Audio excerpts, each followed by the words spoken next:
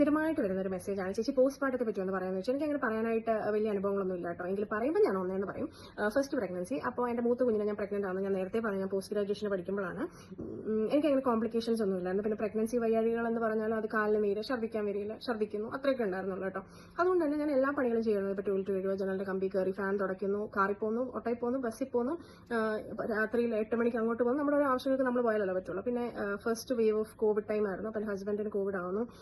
പുള്ളി ഒരു 1 മന്തോളം അഡ്മിറ്റ് ആയിരുന്നു എന്ന് തോന്നുന്നു. ആ സമയത്ത് ഞാൻ തന്നെ ഫ്ലാറ്റ് നിൽക്കുന്നു. പക്ഷേ എൻ്റെ മനസ്സിന് ഭയങ്കര ധൈര്യമായിരുന്നു. കാര്യം സെക്കൻഡ് പ്രഗ്നൻസിയിൽ എനിക്ക് മൂത്ത കുഞ്ഞിനെ പറ്റി ആലോചിച്ച് ഭയങ്കര ടെൻഷനായിരുന്നു. ഫസ്റ്റ് പ്രഗ്നൻസിയിൽ അതൊന്നും ഇല്ലാത്തതുകൊണ്ട് എനിക്ക് തോന്നിയിട്ടുണ്ട് ഞാൻ ഭയങ്കര സ്ട്രോങ് ആണ്, എന്തൊരു ധൈര്യമാണെന്നൊക്കെ.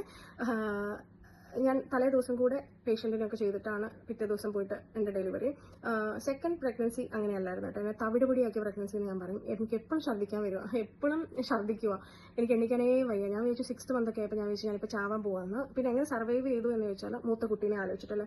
രാവിലെ എണീക്കുമ്പോൾ ഒട്ടും വയ്യായിരിക്കും, പക്ഷേ എനിക്കറിയാം മൂത്ത കുഞ്ഞ് ഒറ്റയ്ക്ക് ഇരിക്കുന്നതും ഒറ്റയ്ക്ക് കളിക്കുന്നതൊക്കെ എനിക്ക് ഭയങ്കര വിഷമമാണ്. അപ്പോൾ അവളുടെ കൂടെ ഇരിക്കാൻ വേണ്ടിയിട്ട് ഞാൻ എന്തായാലും എണീറ്റിരിക്കും.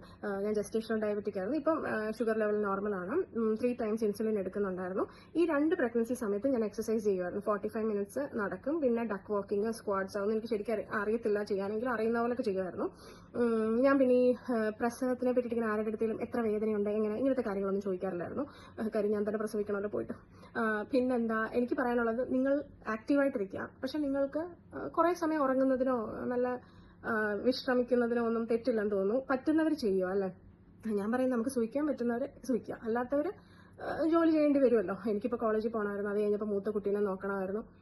ഇതൊന്നും ഇല്ലായിരുന്നെങ്കിൽ ഞാൻ നല്ല സുഖമായിട്ട് എവിടെയെങ്കിലും ഇരുന്നേനെ കേട്ടോ. ഒരാൾ കഷ്ടപ്പെട്ടു എന്ന് വിചാരിച്ച് മറ്റൊരാൾ കഷ്ടപ്പെടണം എന്നില്ല. പിന്നെ ഞാൻ അതുപോലെ തന്നെ ഈ കുട്ടികളെ നിറം വെക്കാനായിട്ട് കുങ്കുമപ്പൂ കഴിക്കുക, അങ്ങനത്തെ പരിപാടികളൊന്നും ഞാൻ ചെയ്യത്തില്ലായിരുന്നു. കാര്യം എൻ്റെയും ഹസ്ബൻഡിൻ്റെയും ഇങ്ങനെ അല്ലെ കുടുംബത്തിൽ ആരുടെ സ്കിൻ ടോൺ ആണെങ്കിലും വന്നാൽ അതിലൊന്നും എനിക്ക് കുഴപ്പമില്ല. അതുകൊണ്ട് ഞാൻ അങ്ങനത്തെ കാര്യങ്ങളൊന്നും ചെയ്യാറില്ലായിരുന്നു. ഇനി അടുത്തതാണ് എൻ്റെ നോർമൽ ഡെലിവറി ആയിരുന്നു എൻ്റെ. അപ്പോൾ അത് പിന്നാണ് പോസ്റ്റ് പാർട്ടത്തെ പറ്റി പറയാം കേട്ടോ. ഓക്കെ.